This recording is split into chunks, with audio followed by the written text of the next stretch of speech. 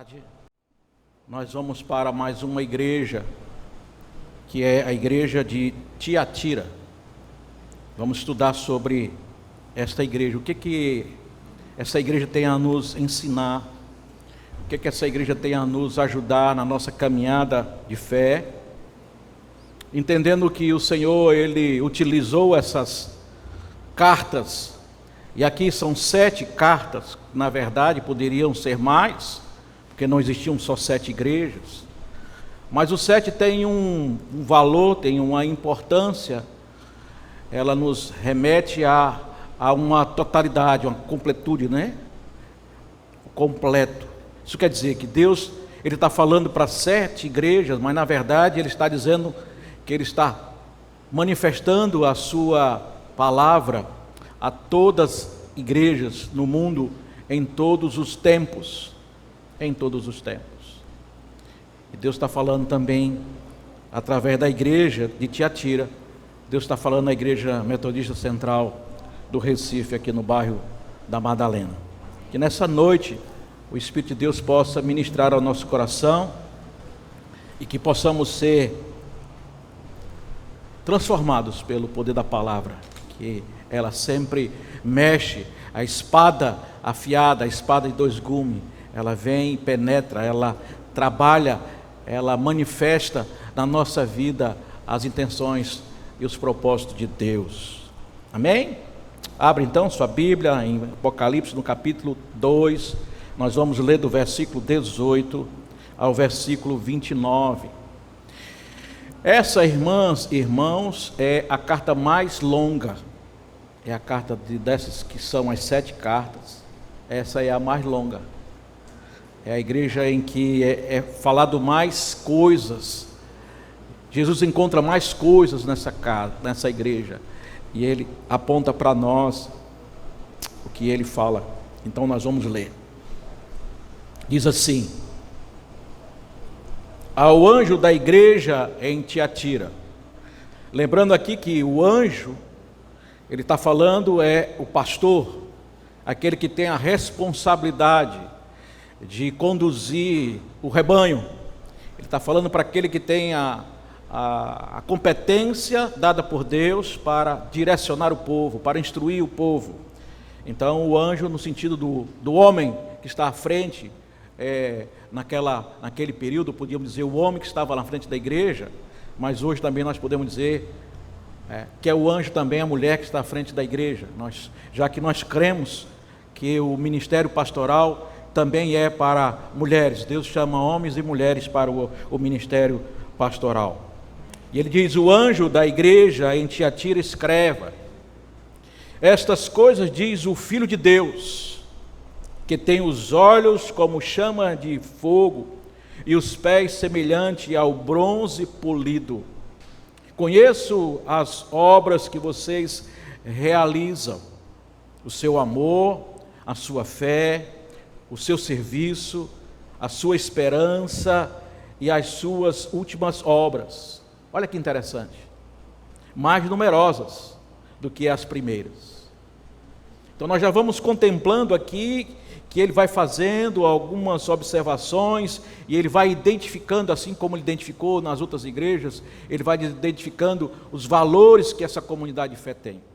Era uma igreja de obras, era uma igreja de amor, era uma igreja de fé, era uma igreja de serviço, era uma igreja de perseverança, era uma igreja em que as obras que ela realizava estavam sendo maiores do que quando ela iniciou. Ela estava ainda mais pujante, ela estava uma igreja muito mais ativa.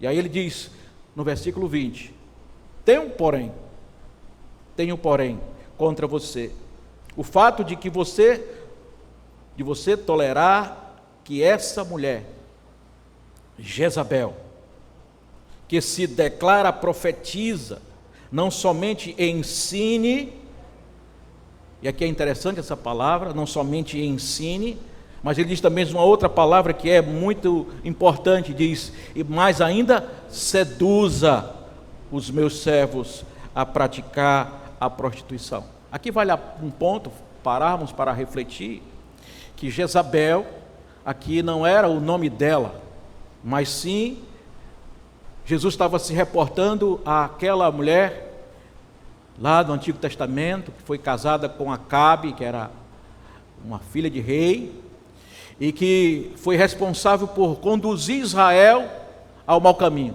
a trazer para Israel os ensinos de Baal, a edificar templos e edificar altares para Baal. E foi uma mulher que perseguiu muito o povo de Deus, inclusive os profetas.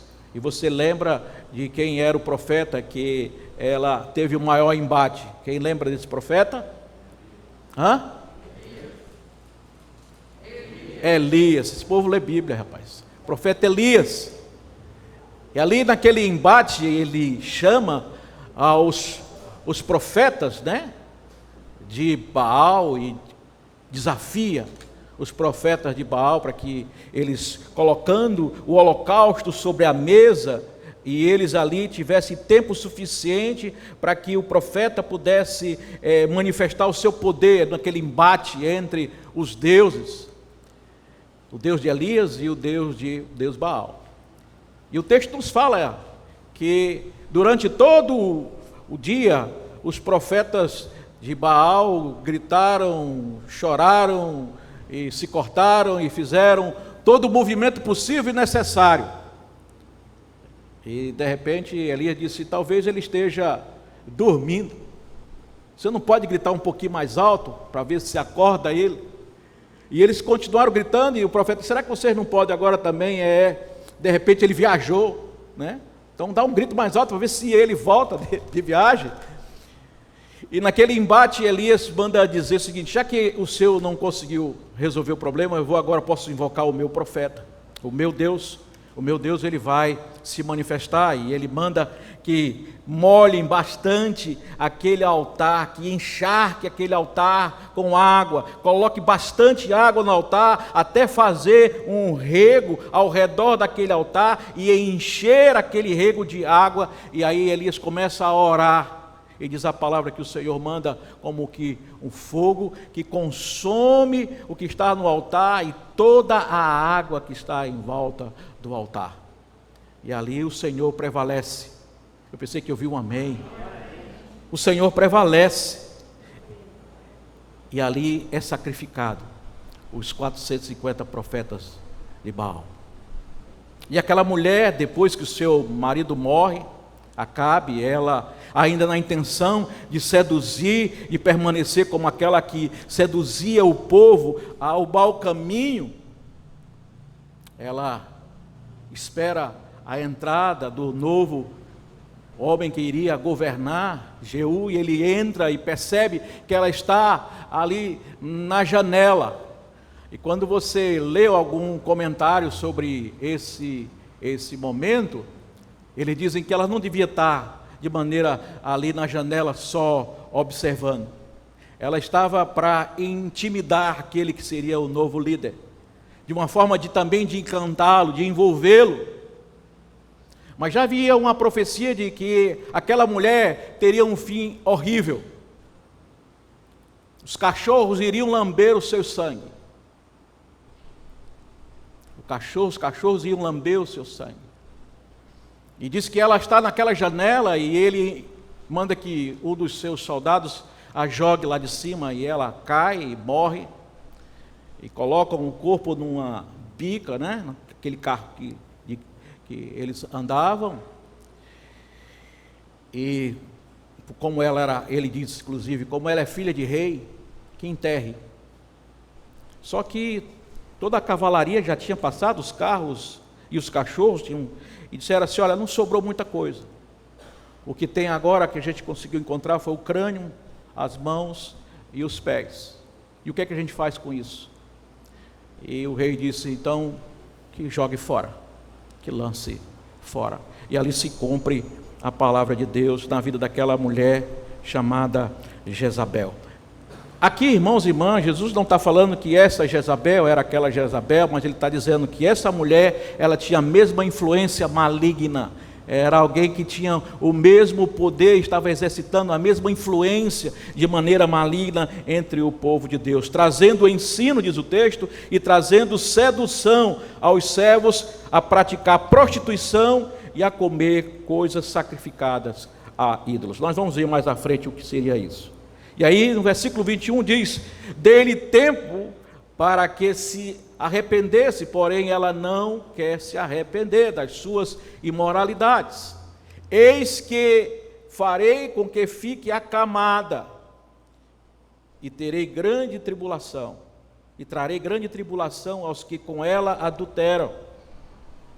Caso não se arrependam das obras que ela incita, matarei os seus filhos, e todas as igrejas saberão.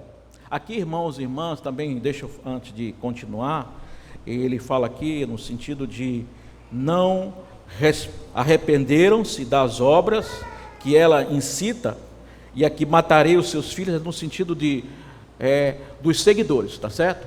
Ele está falando daqueles que continuam seguindo, daqueles que continuam tendo essa mulher como sendo a sua profetisa. E todas as igrejas saberão que retribuirei a cada um de vocês segundo as suas obras. Digo, porém, aos demais, estou no versículo 24, digo, porém, aos demais de Tiatira e a todos aqueles que não conseguem essas doutrinas, que não seguem essa doutrina e que não conheceram, como eles dizem, as coisas profundas de Satanás. Ela me dizia que para que você pudesse ser alguém instruído e que crescesse no conhecimento de Deus, você tinha que mergulhar mais profundamente nas coisas de Satanás.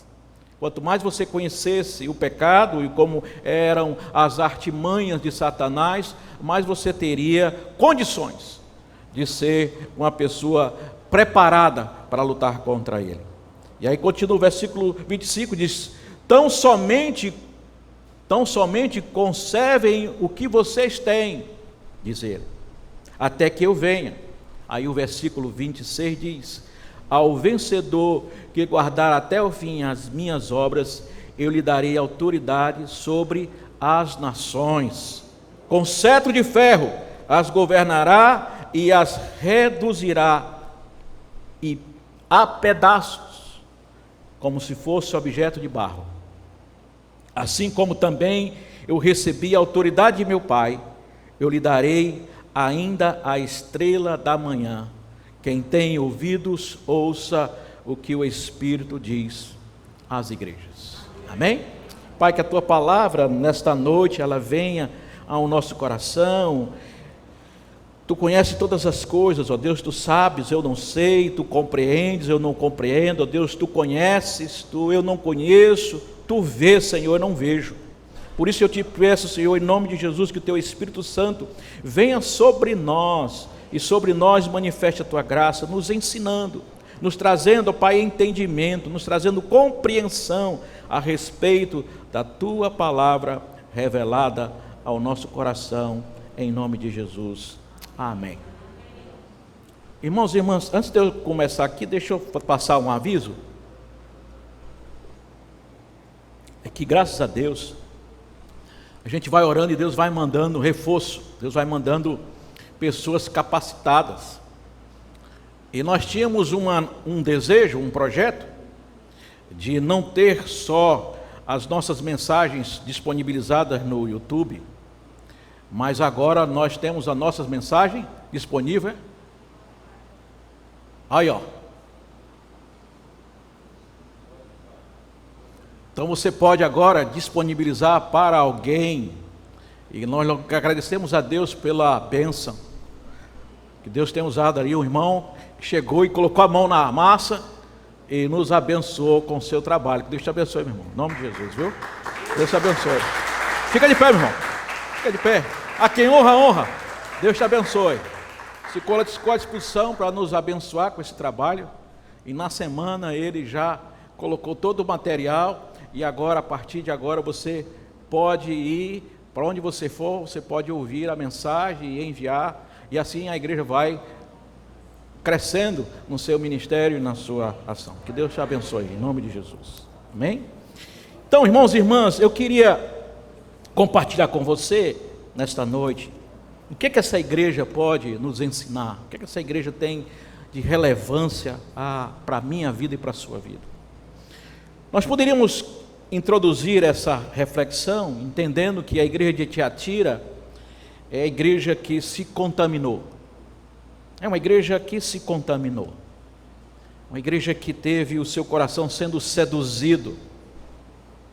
E aqui é interessante quando nós lemos esse texto, que diz que estas coisas, diz o Filho de Deus, que tem os olhos como chama de fogo e os pés semelhante ao bronze polido, diz: eu conheço as obras de vocês. E sempre, irmãos, que a gente lê essas cartas, nós vamos percebendo que Jesus, que é o Senhor da igreja, Ele está atento. E diz o texto aqui, que o Senhor não está só olhando as igrejas, mas podemos entender que o Senhor está passeando pelas igrejas, e nesse momento, diz o texto, que Ele investiga aquilo que lhe é propriedade. Deus vai ao encontro e Ele manifesta o seu olhar sobre uma igreja, não naquilo que Ele acha, mas naquilo que Ele identifica, através de uma investigação, porque a igreja é propriedade de Deus. O que é de Deus, o que é dele, o que Ele possui, o que Ele lidera, porque Ele é o Senhor, Ele é um Senhor que é um Espírito pessoal, e Ele diz a palavra que Ele é perfeitamente bom e santo em amor, e que cria e sustenta e dirige todas as coisas. É um Deus que se manifesta entre nós. E diz o texto que, quando Ele pede, escreva estas 7 igrejas, seria mais do nosso agrado, irmãos e irmãs, quando a gente olha esse texto, talvez indiretamente a visão maravilhosa que nós encontramos quando abrimos no Apocalipse, no capítulo 1, e nós vamos logo para o versículo que diz: a revelação de Jesus Cristo, a qual Deus lhe deu para mostrar aos seus servos as coisas em que breve deve acontecer, e que Ele, enviando o seu anjo, e Ele pede que a gente leia, que a gente ouça e que a gente guarde a sua palavra, mas a gente quer começar pelo capítulo 1 e de repente, quem sabe, para viver de forma um êxtase glorioso, aí a gente vai para o capítulo 4, para o versículo 5, quando você lê Apocalipse, ou então que a gente vá direto para as grandes vitórias e batalhas que nós vamos encontrar contra a perversidade, o dragão, no capítulo 12 ao versículo 14. Mas é impossível a gente caminhar por toda a palavra em Apocalipse sem necessariamente lidar antes com a igreja. A ação de Deus na história. Preste atenção nisso, meu irmão, minha irmã. A ação de Deus na história passa pela igreja. Amém? A ação de Deus na história passa pela igreja. E aí, irmãos e irmãs, eu queria que nesta noite você compreendesse, à luz desse texto, a importância que você tem para Deus. A importância que nós temos para Deus. Veja o que disse um teólogo chamado Eugene Peterson. Ele escreveu sobre os aspectos do Apocalipse na relação à igreja. Ele diz assim: o Evangelho nos leva a uma vida comunitária. Uma das principais mudanças que o Evangelho opera é gramatical. Diz ele: nós, ao invés de eu, nosso, em vez de meu.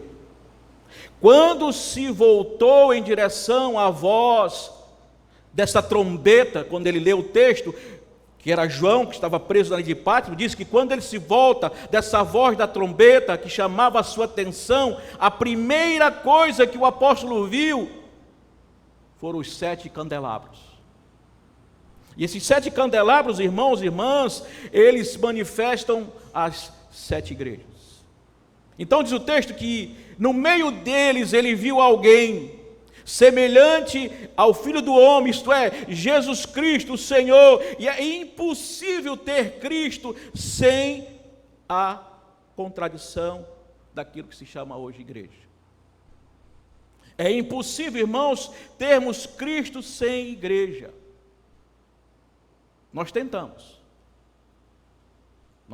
muitas vezes querer ser cristão sem igreja, ter um relacionamento com Deus sem igreja.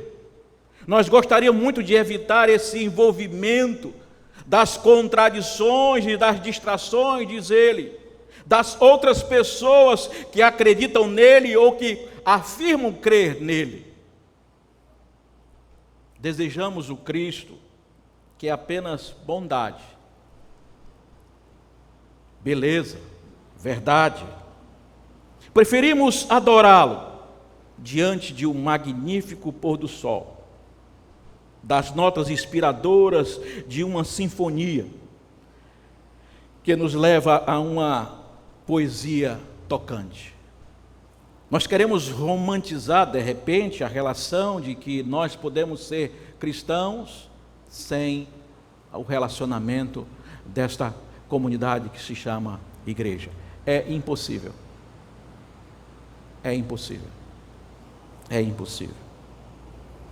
E aqui, irmãos e irmãs, é muito interessante, porque eu gosto muito dessa tradução da ampliada, que vai falar sobre esse mesmo texto, e eu vou ler para você, para que você possa entender de uma maneira mais abrangente. Diz assim, eu vou ler o mesmo texto de Apocalipse, que diz assim: e ao anjo mensageiro das assembleias, igreja, em Tiatira escreve: estas são as palavras do Filho de Deus, que tem os olhos que brilham como chama de fogo, e cujos pés brilham como brilhantes polidos de brancos, de bronze quente. Conheço, não é uma opinião, e sim um diagnóstico, seu histórico e o que você está fazendo, o seu amor, sua fé, o seu serviço, a sua paciência, e que as suas obras recentes são mais numerosas e maiores do que as primeiras. Mas tenho contra ti que toleras a mulher Jezabel, que se diz profetiza, que se diz inspirada, e que ensina e engana os meus servos, e prática do vício sexual e a comer alimentos sacrificados aos ídolos. Eu dei-lhe tempo para que se arrependesse, mas ela não deseja se arrepender da sua imoralidade, símbolo da idolatria.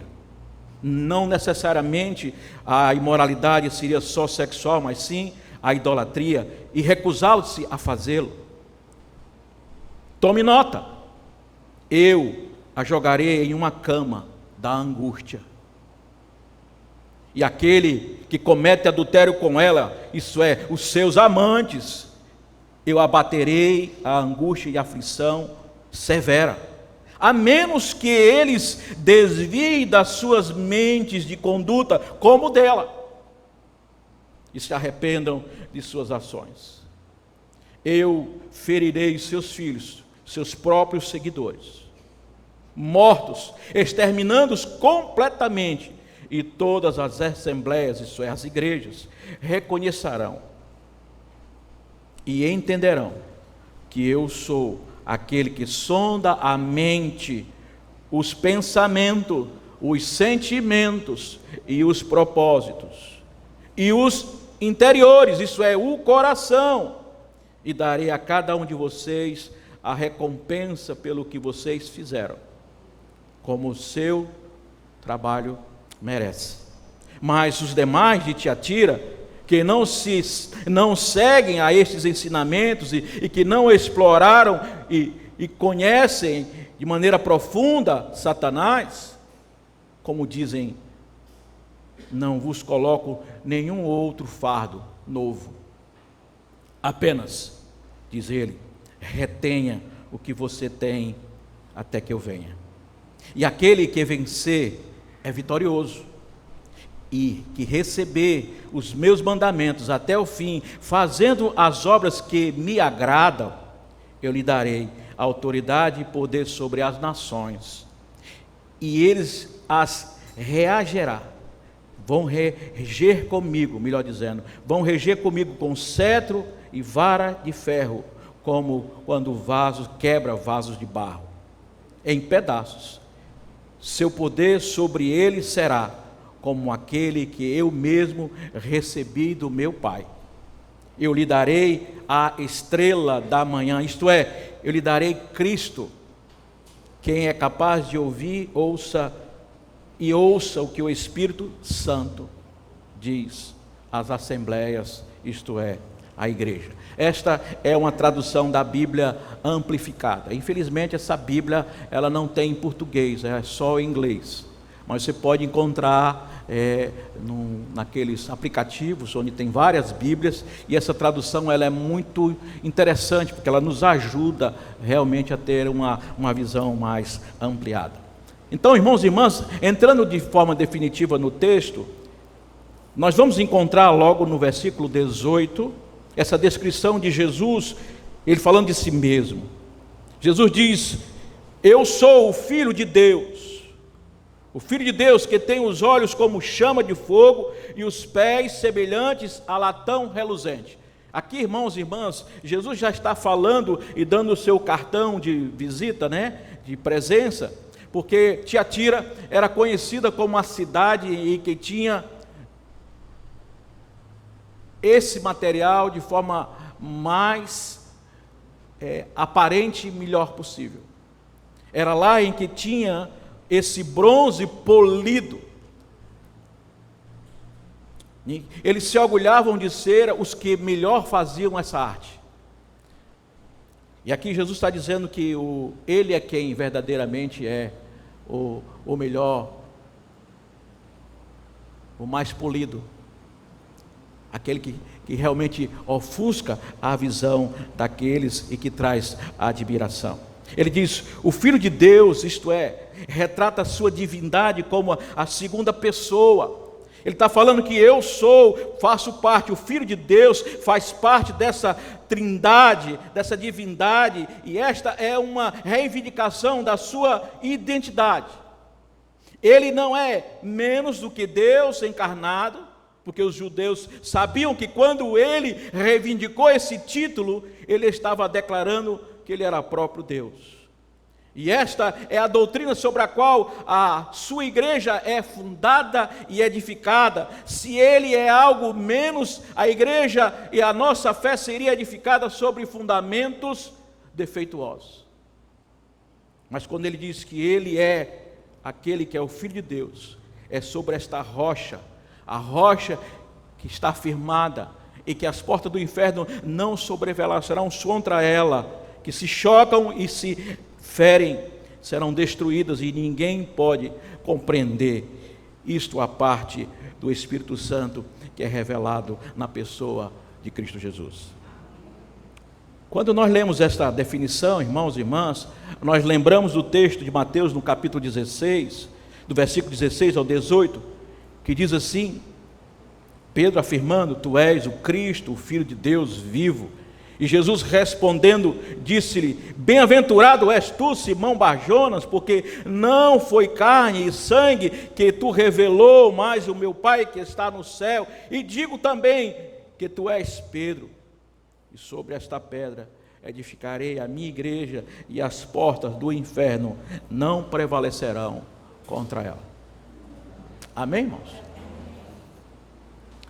Nós vamos encontrar também em João, no capítulo 5, no versículo 18, dizendo assim para nós: por isso os judeus procuravam ainda mais matá-lo, porque não somente havia violado o sábado, mas também dizia que Deus era seu pai, fazendo-se igual a Deus.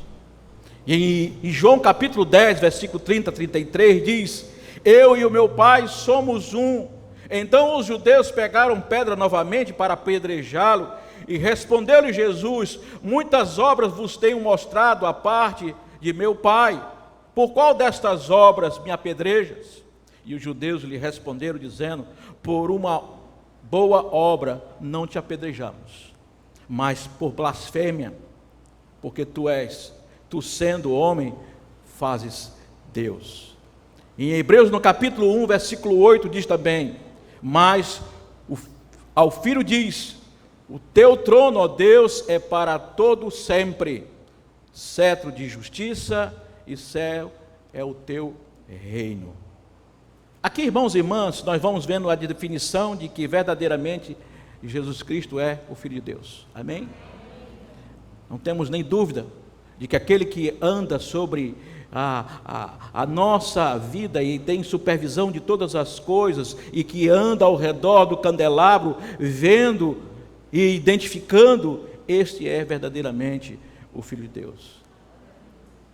Agora, quando nós, irmãos, temos essa clareza, e aí nós precisamos compreender um aspecto que é relevante, num segundo ponto, de que é impossível, voltando à perspectiva da igreja, fazer parte desta história de Deus no mundo sem passar pela igreja. Mais uma vez eu quero enfatizar isso, porque há um movimento muito forte, irmãos e irmãs, de que hoje nós podemos ser desigrejados.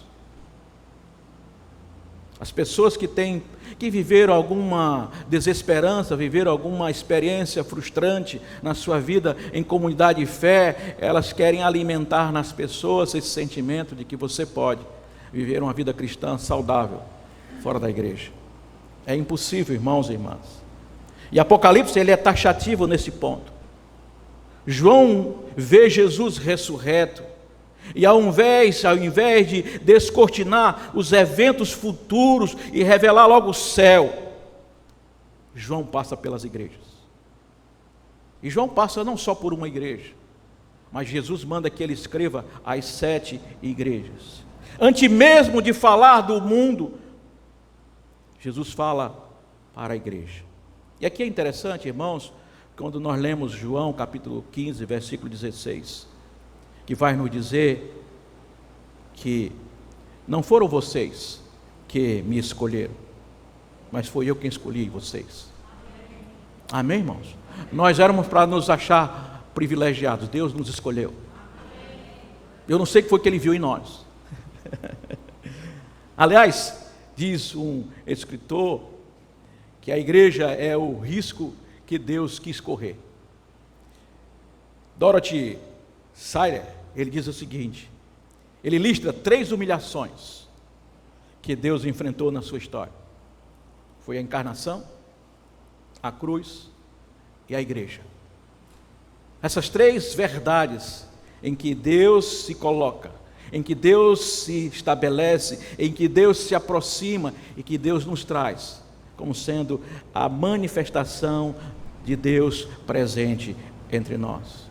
E aqui é interessante, irmãos, porque quando Deus, diferentemente de nós, quando Ele olha para a sua igreja, Ele olha para essa igreja e Ele elogia. Por quê? Porque a igreja é o elogio de Deus à raça humana. A igreja é o elogio de Deus à raça humana. Deus resolvendo habitar, irmãos. Deus resolvendo habitar em nós, através do Espírito Santo. Deus resolvendo habitar em nós através do Espírito Santo. O mesmo Deus que esteve sobre nós no Antigo Testamento, em que Ele se manifestava em pessoas de maneira específica, a sua unção vinha sobre alguns e para alguns eventos. Esse mesmo Deus que agora andava no meio dos discípulos, em que Jesus andava com aqueles e Ele dizia assim: Senhor, como vai ser? Quando Jesus falava da sua iminente ida e que Ele dizia: olha, está chegando a hora em que eu vou embora. E eles ficaram muito angustiados com essa perspectiva de não andar mais do lado de Jesus. Como vai ser isso, se você agora passou a ser o nosso mestre, a nossa referência? E Jesus disse: olha, é importante que eu vá, porque eu indo, vocês não vão ter mais agora a minha presença. Vocês não vão mais só andar, mas eu vou e vou enviar outro da mesma natureza que eu. E esse da mesma natureza que eu, ele não vai andar do lado de vocês, mas agora ele vai habitar em vocês.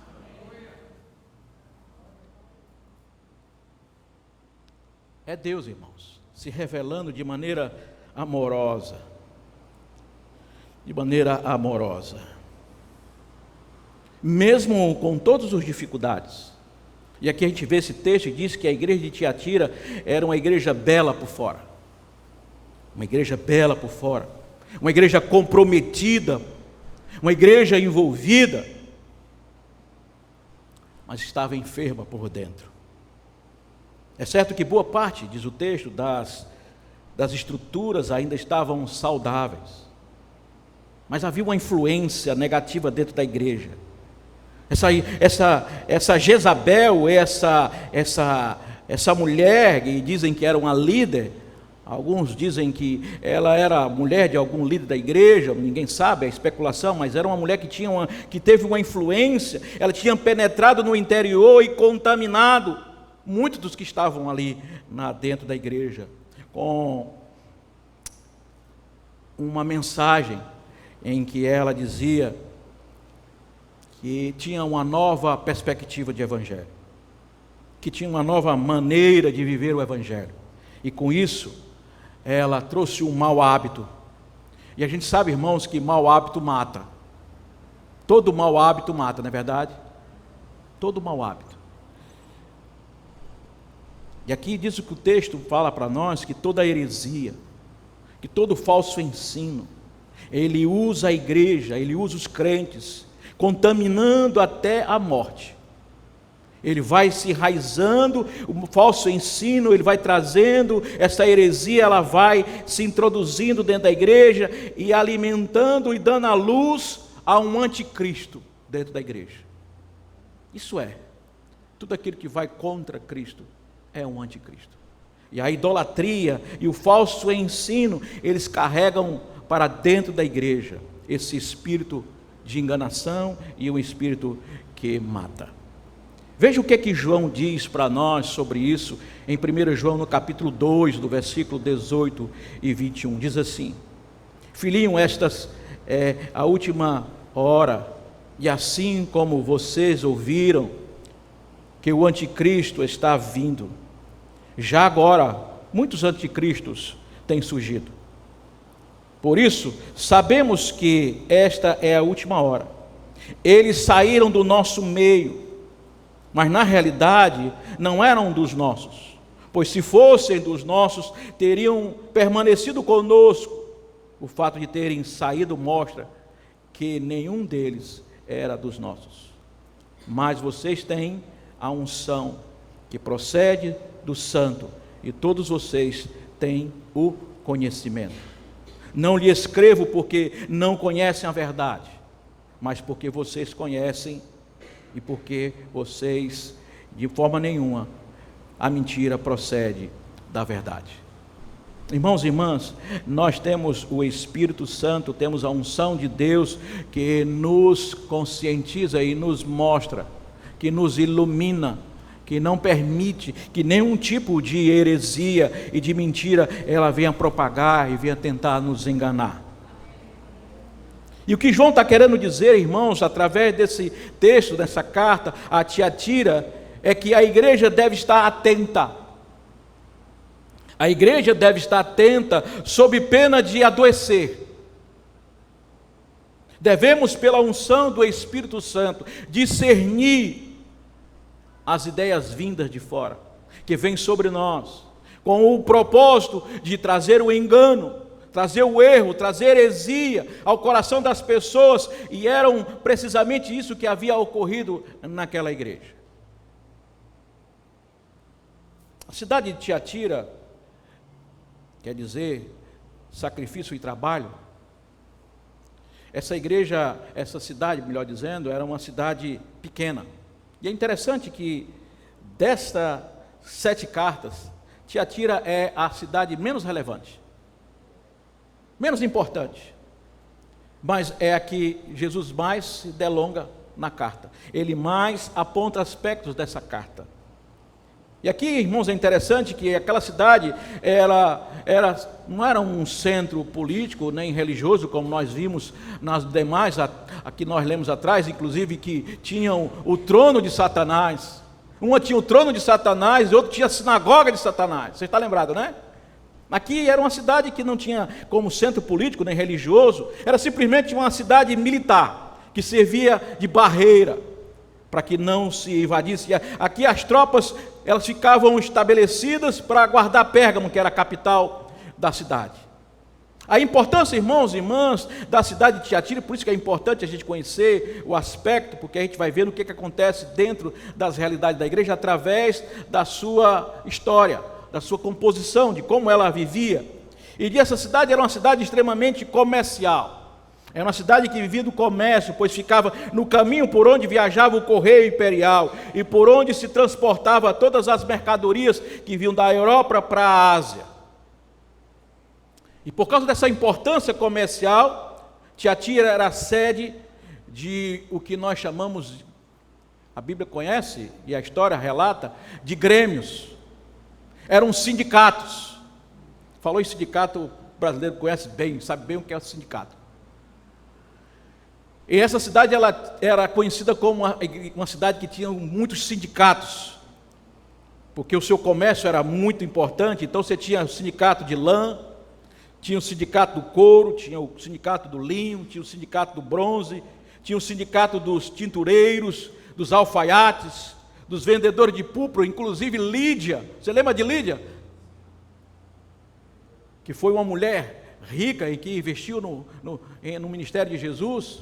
Pois é, Lídia, que está lá em Atos capítulo 16, Lídia era desta cidade. E esses grêmios, irmãos e irmãs, eles tinham uma situação muito peculiar. Esses tais grêmios tinham uma finalidade tanto comercial como social, tanto recreativa como religiosa. Imagine assim, você tinha o sindicato das pessoas que trabalhavam com couro. Então, esses que trabalhavam com couro, eles tinham um sindicato, eles tinham as cores deles, eles tinham as festas e tinham o Deus deles.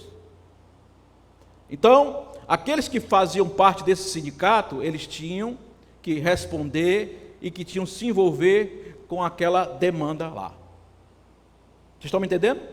Então, para cada área dessa de ação, lã, couro, linho, bronze, alfaiate, vendedor de púrpura, eles tinham esse grêmio, eles tinham esse sindicato.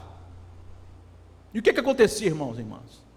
Esses sindicatos, eles se reuniam e eles celebravam aos deuses pagãos, eles faziam as festas, e quando eles faziam esse sacrifício ao Deus deles, sempre sobrava uma carnezinha. Sempre alguém trazia carne a mais para fazer o sacrifício. E o que eles faziam? O que a gente gosta, um churrasco. Faziam um churrasco. E aquilo ali celebravam, faziam uma festa com aquele churrasco e faziam uma verdadeira, diz o texto, que na história diz que além dos churrascos, eles também faziam orgias. Então o negócio virava uma festa sem precedentes. E isso era muito comum naquela época de se fazer. Então cada sindicato promovia a sua festa, tinha o seu deus pagão, tinha a sua forma de viver, e ali eles se protegiam, era como se fosse uma proteção que eles tinham através daquele movimento, já que não tinha INSS, não tinha aposentadoria, não tinha, então eles tinham aquela forma de se organizar e se proteger.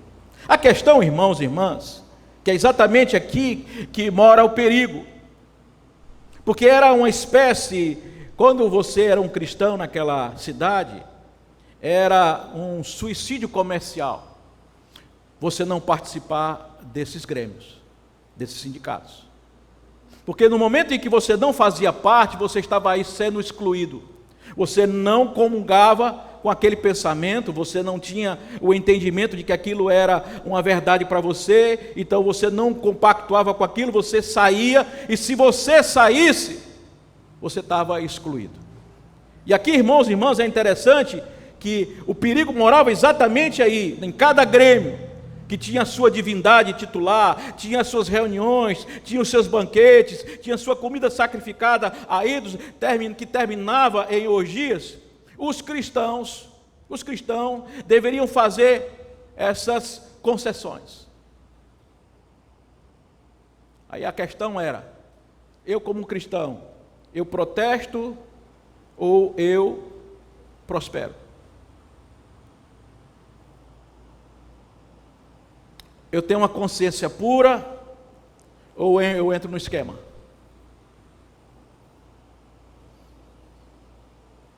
Eu vou perder dinheiro,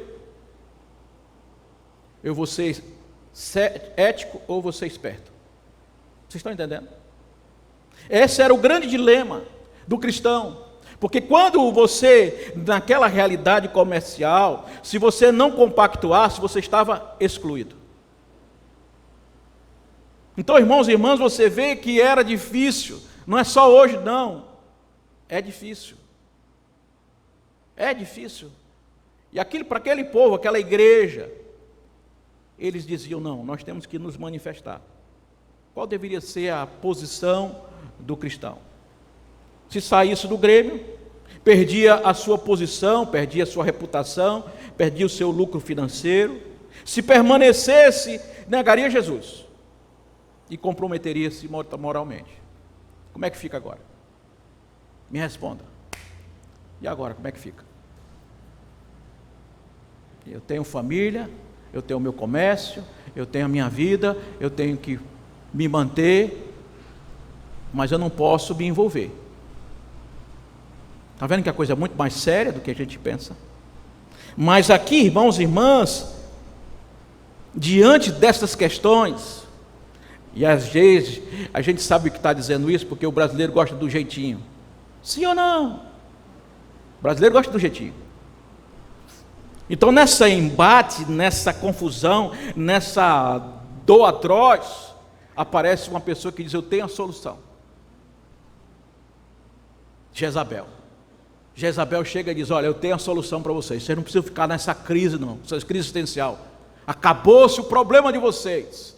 Eu estou dizendo para vocês o seguinte, que vocês podem participar de tudo isso. Fiquem tranquilos. Olha o que diz o texto em Apocalipse 2, 24. Para vencer Satanás, é preciso conhecer as coisas profundas de Satanás. Não se pode vencer o pecado sem conhecer profundamente o pecado. Então, gente, é o seguinte, a partir de agora, vocês têm que entender que é só de conta, faz de conta, vocês vão lá, participam de tudo, comem das comidas sacrificadas, mas isso não te pertence. E, irmãos e irmãs, a gente sabe que muitas vezes isso é uma entrada, é uma porta de abertura para a morte. É dentro dessa cultura, irmãos, que a igreja de Tiatira estava vivendo. Por fora era uma igreja forte, próspera, crescente, aos olhos de qualquer observador. Talvez qualquer pessoa, qualquer pastor recém-formado diria, essa igreja é que eu quero pastorear, essa igreja é boa. Porque diz que a igreja está crescendo, a igreja é uma bênção, as pessoas têm, olha, serviço, fé, perseverança, elas estão trabalhando, inclusive as obras delas de hoje é maior do que as obras que elas faziam, então que igreja boa. Era bem assim não. Era uma igreja que tolerava o pecado dentro dela.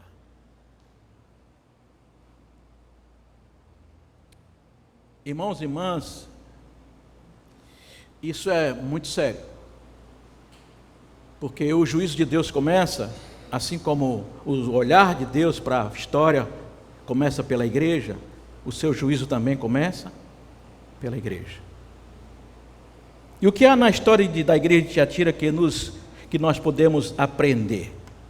O que a gente vê dentro dessa realidade, irmãos e irmãs, que a gente pode tirar como aprendizado? A primeira coisa, e nós vamos fazer essa consideração de 3 maneiras. A primeira delas é o que dá vida a uma igreja? O que dá uma vida à igreja? O que faz uma igreja ser próspera?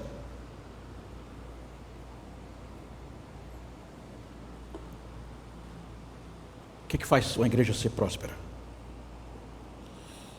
O que dá vida a uma igreja, irmãos e irmãs, são crentes constantes, que buscam maturidade. É gente fiel, gente que doa e se doa. É isso que faz uma igreja ser uma igreja que tem vida. Gente que doa e se doa. É gente que ama a Deus, que ama o Senhor, e que ama a obra do Senhor, que ora e que tem fome e sede de Deus. Veja o que diz aqui, não sou eu que estou falando, é o próprio apóstolo diz no versículo 4: digo, porém, aos demais, versículo 24, digo, porém, aos demais de Tiatira, a todos aqueles que não seguem esta doutrina e que não conheceram, como eles dizem, as coisas profundas de Satanás. Não porei outra carga sobre vocês. É esta igreja, irmãos, que faz com que ela tenha vida. Crentes constantes que buscam a maturidade. O que adoece uma igreja? Porque quando eu digo isso, irmãos e irmãs, é porque o texto nos mostra que existem em qualquer igreja, em qualquer tempo, em qualquer era, em qualquer lugar, 3 qualidades de crentes, que é exatamente os que dão vida à igreja, são um deles. E aqui nós vamos entender, irmãos e irmãs, que esses crentes que amam a Deus, crentes constantes, nós vamos encontrar que nessa igreja também você vai encontrar os crentes que são infiéis e os crentes que são tolerantes ao pecado. Toda igreja, aqui, ali, acolá, em todos os lugares você vai encontrar essa mesma realidade. Crentes que amam a Deus, gente fiel, boa, que se doa, sem reserva. E eu louvo a Deus por esse que eu tenho aqui. Eu tenho gente aqui que doa, se doa. Gente que ama essa casa e que não tem tempo, não tem hora, precisou, por quanto tempo for, se doa, se envolve. Mas você também tem os crentes que são tolerantes ao pecado.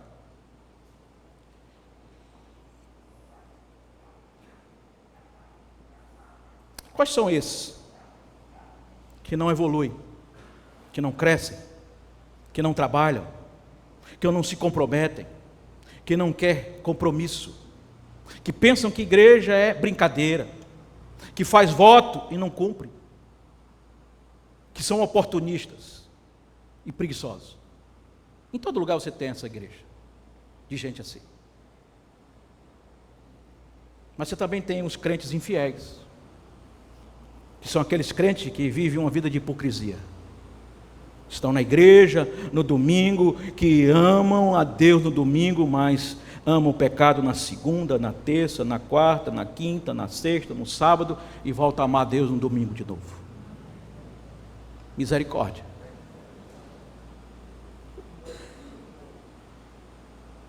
Que vive uma vida dupla.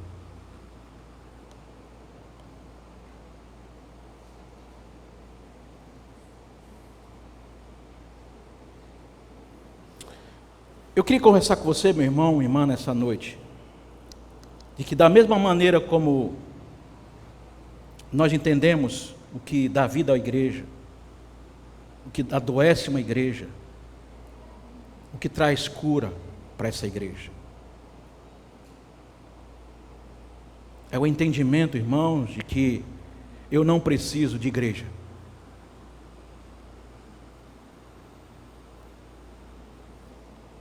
Que traz cura para a igreja é o entendimento de que eu não preciso de igreja.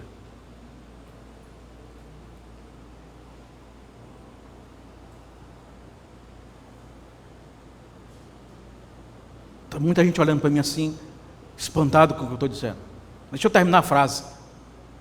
Aí você vai poder aliviar o olhar.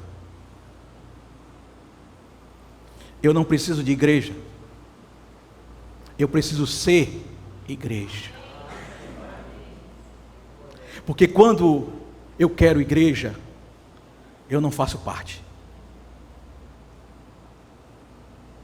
Quando eu quero uma igreja, eu quero serviços.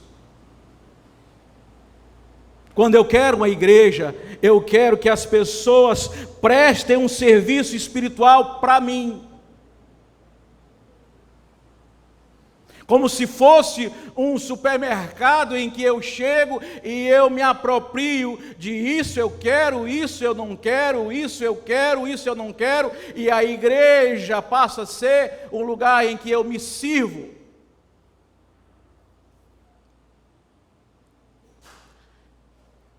Deus não nos chamou para fazer parte de igreja. Guarde isso, meu irmão, no seu coração. Deus nos chamou para ser igreja. Porque quando eu sou igreja, eu sou parte. Eu me envolvo, eu amo. Quem ama cuida, quem ama se envolve, quem ama participa, quem ama contribui, sim ou não? É esse o entendimento, irmãos. É esse o entendimento. É esse o entendimento que nós precisamos ter. Quem tem esse entendimento não vai ter obstáculos de entender que nós somos cristocêntricos. E se nós somos cristocêntricos, nós somos igreja. Você pode dizer comigo? Somos cristocêntricos. Somos igreja. Dá para repetir? Somos igreja. Muda totalmente, parece ser algo tão superficial, mas não é, irmãos, é a essência. Deus nos chamou para ser igreja. Isso é, viver em comunidade de fé. Viver em comunidade de fé. Porque, irmãos, o que acontece? Deixa eu tentar aqui, talvez, melhorar. Eu creio que você já entendeu, mas deixa eu tentar clarear mais essa situação.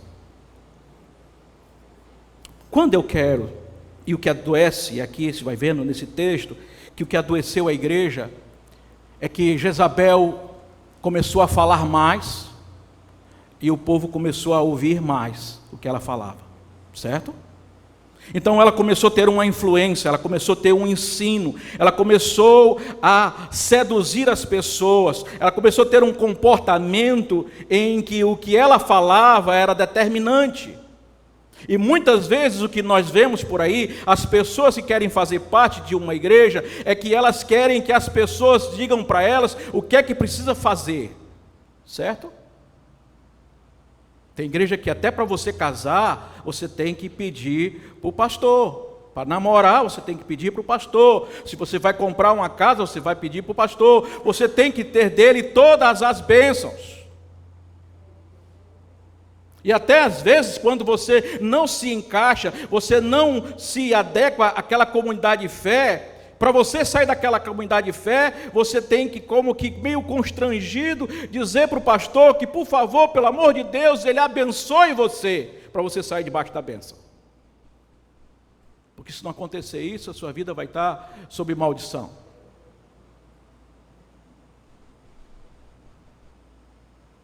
E aí o que ele diz passa a ser a primeira e a última palavra, não é de Deus, mas é o que ele diz. E isso adoece a igreja. Porque nós somos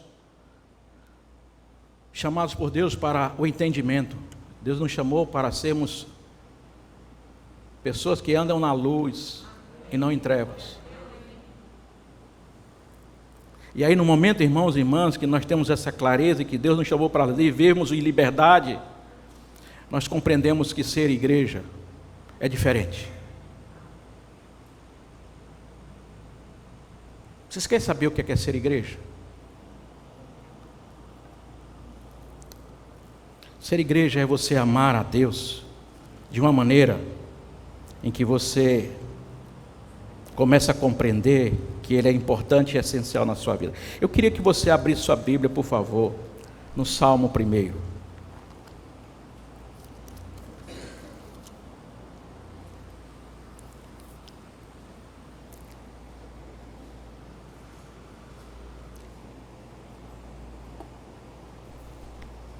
Alguns que estavam na terça-feira passada vão entender o que eu estou falando, porque eu trouxe esse texto para eles. Veja o que diz o Salmo 1. Para nós fazermos parte, irmãos, dessa igreja que é uma igreja de vida. Diz assim: bem-aventurado aquele que não anda no conselho dos ímpios, nem se detém no caminho dos pecadores, e nem se assenta na roda dos escarnecedores. Mas diz, pelo contrário, o seu prazer está na lei do Senhor. E na sua lei ele medita de dia e de noite. Ele é como árvore plantada, isso é, as suas raízes, elas estão fixadas, e que no devido tempo dá o seu fruto, e cuja folhagem não murcha. E tudo o que ele faz será bem sucedido. Irmãos, o segredo é aqui. Quando a gente olha no devido tempo, ele dá o seu fruto. Diz para nós que no tempo da aflição, o Senhor dá a ele paciência. Quem está em aflição? Nesse tempo de aflição, o Senhor vai te dar paciência. Mas ele diz também que no devido tempo, no tempo da prosperidade, no tempo em que as coisas estão caminhando direitinho, que eu estou empregado, o dinheiro está dando para pagar as contas, que não tem ninguém doente em casa, diz o tempo que nesse tempo da prosperidade, ele é alguém que não esquece de Deus, ele é grato a Deus. Ele sabe que tudo que ele tem, que ele vem, ele fez o esforço, ele trabalhou, mas tudo que ele tem uma fonte, é Deus. É Deus que proveu.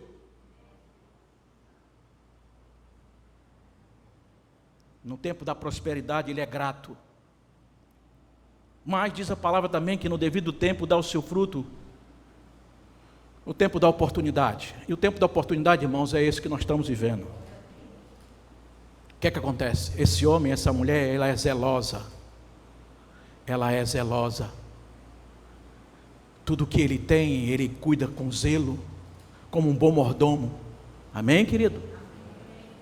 Tudo que ele tem, ele guarda, ele utiliza para o reino, porque ele é zeloso, ele é mordomo, ele não esconde, ele não guarda, ele não enterra, ele coloca à disposição, porque ele é zeloso, é zelosa.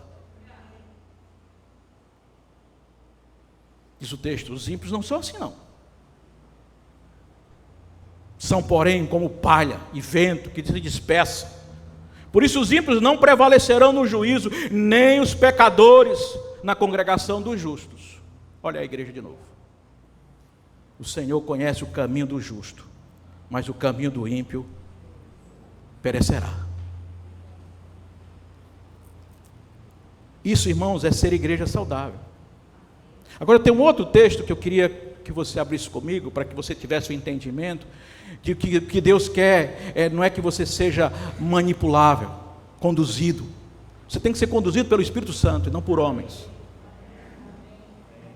Não são os homens que determinam o seu andar, mas é o Espírito Santo. Você cheio do Espírito Santo, é Ele que conduz você. Ele que lhe inspira, você pode. E um homem sábio, ele não anda só. Um homem sábio, ele procura pessoas para se aconselhar. Até às vezes eu digo, né? A palavra de Deus nos ensina de que não adianta você compartilhar o seu problema com quem não pode lhe ajudar, é só perda de tempo. Então ande com quem, com uma pessoa sábia, ele anda com conselheiros, ele anda com pessoas que orientem, que instruam. E a palavra de Deus está nos ensinando exatamente, irmãos, esse princípio. E eu queria que você entendesse que Deus quer te conduzir a você ser igreja saudável. Que você seja igreja responsável, tendo entendimento, tendo a clareza. E aqui eu queria que você abrisse um texto que vai lhe ajudar muito nessa perspectiva. E tenho certeza que você vai sair daqui nessa noite com outro entendimento a respeito disso. Abra sua Bíblia em João. no capítulo 1.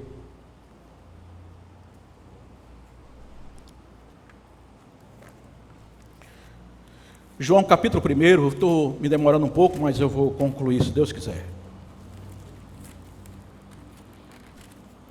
Eu não tinha, irmãos e irmãs, esse entendimento, mas Deus coloca pessoas sábias para nos trazer. Preste atenção comigo, por favor. João capítulo 1, nós vamos ler do versículo 43, senão você não vai entender o contexto. Então nós vamos do 43 até o 51. E se você tiver uma caneta, um lápis, anota na tua Bíblia. Irmãos, às vezes eu faço esse conselho, eu dou esse conselho, às vezes que eu tenho chato. São duas coisas que eu tenho sido chato aqui. Irmão, traga uma Bíblia, traga a Bíblia. Crente anda com Bíblia. E segundo, escreva na sua Bíblia. Mas é para o seu bem. É para o seu bem. É uma forma que eu tenho de dizer para você, que às vezes, não, eu anoto no meu celular. Não anota. Você dificilmente vai anotar no seu celular. Mas a Bíblia você anotar, eu duvido que você perca. A minha Bíblia, eu estou com essa segunda aqui, está toda arriscada já. A outra também está bem riscadinha. Mas eu queria que você guardasse da sua Bíblia. Anotasse isso aí. Preste atenção, por favor. É o encontro de Jesus com Natanael e Filipe. Diz assim: no dia seguinte, Jesus resolveu ir para a Galiléia e encontrou Filipe, a quem disse: siga-me. E esse Filipe era de Betsaida, cidade de André e de Pedro. E Filipe encontrou Natanael e disse: achamos aquele a quem Moisés escreveu na lei. Preste atenção, viu? Achamos aquele a quem Moisés escreveu na lei e a quem se referiu os profetas, Jesus o Nazareno, o filho de José. Então Natanael perguntou, olha que pergunta de Natanael. Disse, meu, viu? Não está na peleira não. De Nazaré pode sair alguma coisa boa? E Filipe respondeu: vem ver. Vem ver. Jesus viu Natanael se aproximar e disse a respeito dele. Jesus viu ele se aproximando, olhou para Natanael e disse assim para Natanael: eis aí um verdadeiro israelita, em que não existe fingimento algum. Eis um verdadeiro israelita em que não existe fingimento algum. Versículo 48. Natanael perguntou a Jesus: de onde o Senhor me conhece?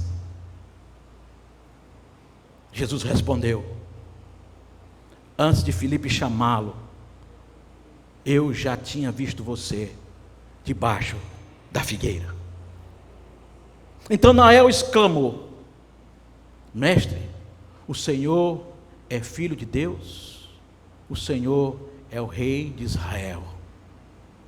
Ao que Jesus respondeu: você crê porque eu disse que tinha visto você debaixo da figueira? Pois você verá coisas maiores do que estas. E acrescentou: em verdade te digo que vocês verão o céu aberto e os anjos de Deus subindo e descendo sobre o Filho do Homem. Irmão, se eu tivesse numa igreja pentecostal, já tinha pego fogo já o negócio aqui. Já tinha sido tanto glória a Deus, aleluia, rapaz. Mas vai chegar lá. Vamos entender aqui o contexto. Porque eu quero, em nome de Jesus, que o Senhor diga nessa noite para mim e para você: eis aqui um verdadeiro israelita. Irmão, irmãs, entenda aqui. Eles viviam debaixo de uma opressão, o povo de Israel. Muitos anos de opressão. Roma oprimindo. E o desejo, o anseio daquele povo, o povo de Israel, era de ser liberto. Era um tempo em que viesse a libertação e eles fossem um povo livre. E o que acontece? Aqueles que tinham esse desejo no coração, que tinham aquela disposição no coração, eles começaram a estudar os livros, Eles começaram a estudar os manuscritos, eles começaram a procurar, a entender a palavra de Deus, os mandamentos do Senhor, como seria a manifestação, quando apareceria e de que maneira viria esse homem, que seria o que iria remir Israel. E aí um grupo de pessoas começou a se interessar, em buscar, em conhecer, em ler. Aí onde vai fazer toda a diferença, porque que você vai vendo aqui, que diz assim, Jesus para Natanael: eis um verdadeiro israelita, quem não existe fingimento algum. E ele pergunta: de onde você me conhece? E Jesus respondeu: você estava debaixo da figueira. Irmãos, o que chama a atenção de Natanael não foi o fato de Jesus ser onisciente, onipresente, onipotente, de saber que ele estava debaixo da figueira. A questão aqui, irmãos e irmãs, era que existia, ainda existe, melhor dizendo, dentro do livro do Talmud, que era o livro que eles liam, um ensinamento que diz assim, preste atenção por favor, isso vai fazer toda a diferença, porque você vai entender agora. O melhor lugar para encontrar respostas é quando você lê as Escrituras debaixo da figueira. Você entendeu, irmão? Você entendeu, minha irmã? O que Jesus está dizendo para ele, irmãos e irmãs, é de que aquele homem que Jesus começa dizendo: eis um verdadeiro israelita. Ele está dizendo para mim e para você que quem vai para debaixo da figueira é porque quer conhecer o seu Senhor.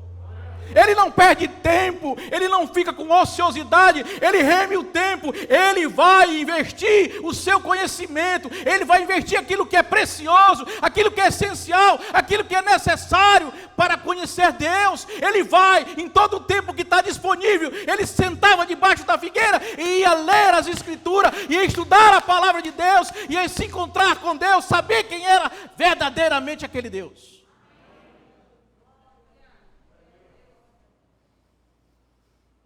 Jesus está dizendo, irmãos, para aquele homem: Natanael, você me chamou e eu me apresento a você. Natanael, você estava procurando, você encontrou, porque o tesouro é coberto. Aqueles que não conhecem, mas aqueles que buscam, esse tesouro, ele é encontrado, irmãos.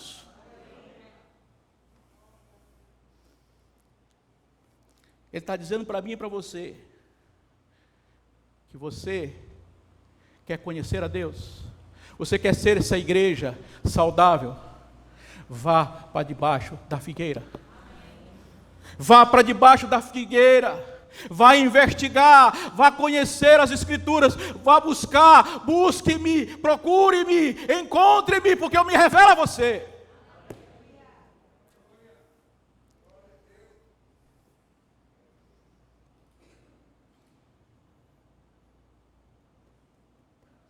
Buscar-me-ei e me achareis, quando você me buscar de todo o seu coração. Irmãos, isso é ser igreja saudável. Não é eu vir no domingo à noite para receber uma mensagem e ir para casa.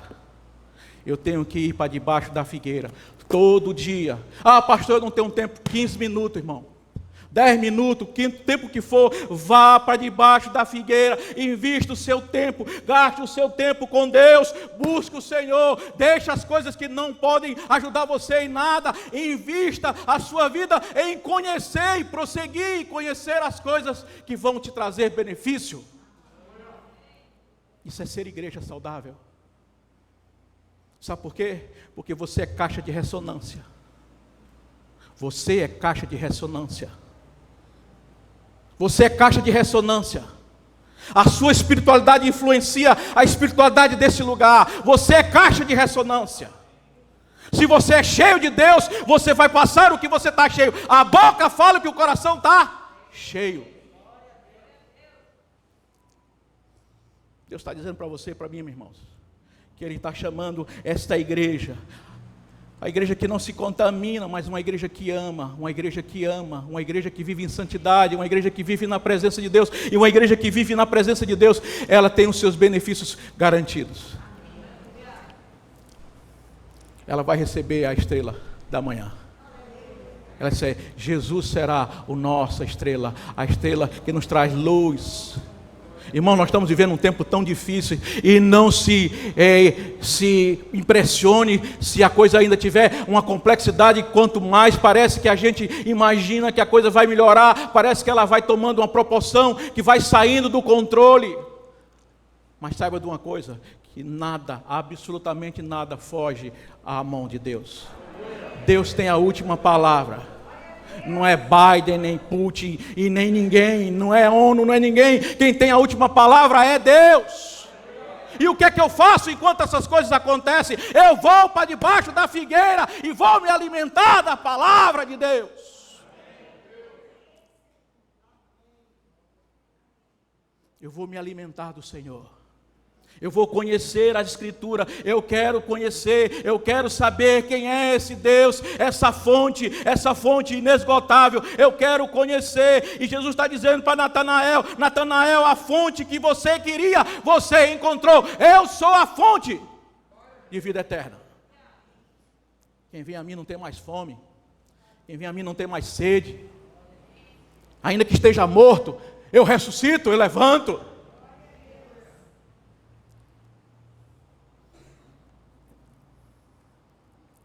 Nessa noite, meus irmãos, esse memorial nos serve como referência. Que a partir de hoje você não queira outra coisa, a não ser igreja. Que Deus converta você. Que Deus converta você. Você sabe do que precisa ser convertido. Você sabe o que tem dominado o seu coração, que tem roubado a sua paz, que pode trazer para você consequências de morte, mas em nome de Jesus, o Senhor está dizendo: eu estou trazendo vida.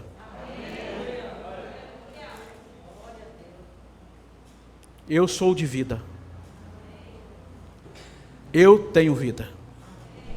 E nessa noite Ele está dizendo: ao partir do pão, ao beber desse cálice, você anuncia um novo tempo, um novo ciclo, uma nova fase para a sua vida.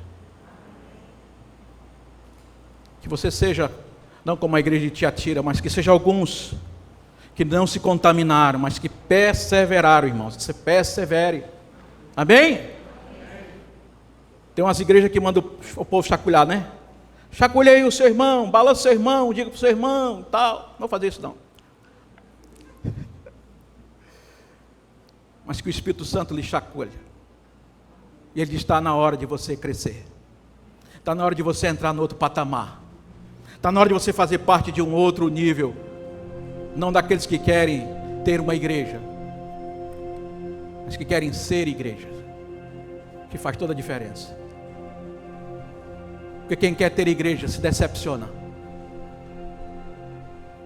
Quem quer ter igreja se decepciona com as pessoas. E como é fácil a gente se decepcionar com as pessoas. Mas quem quer ser igreja, os seus olhos estão voltados para o autor e consumador da fé. Aquele que tudo vê, que tudo conhece, que tudo esquadrinha e que sabe as intenções do seu coração. Curve sua cabeça, feche os seus olhos. Tenha esse tempo com Deus, enquanto você ouve essa canção.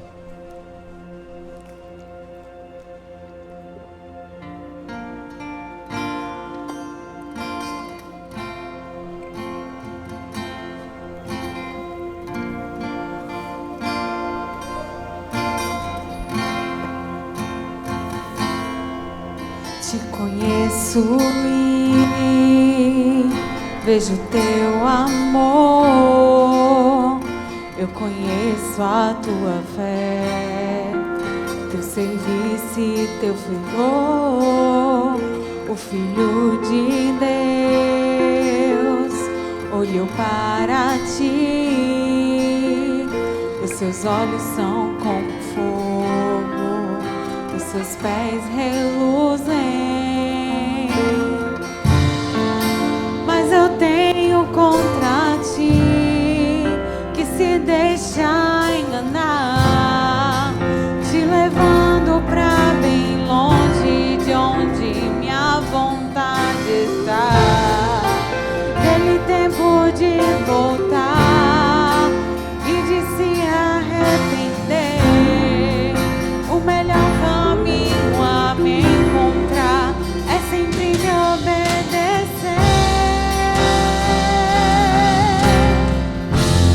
E eu te levarei a todas as nações e mostrarei que não há Deus além de mim. E todos saberão que somente eu posso sondar tua mente e coração. Não há mal que aqui prospere, não há nada que eu não veja. Jezabel aqui não floresce, nem pecado que prevaleça. Minha última palavra, meu é todo o teu caminho. Seja luz em meio às trevas, muito em breve sim eu voltarei.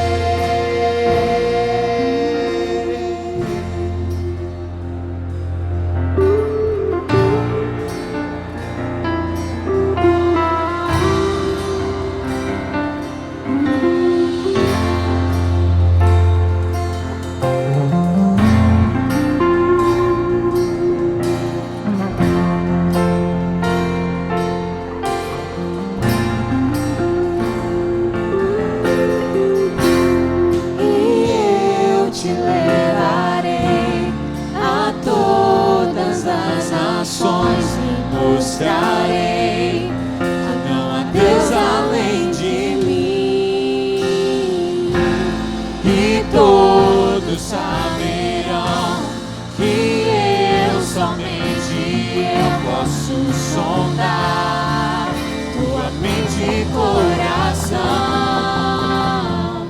Não há mal que aqui prospere, não há nada que eu não veja.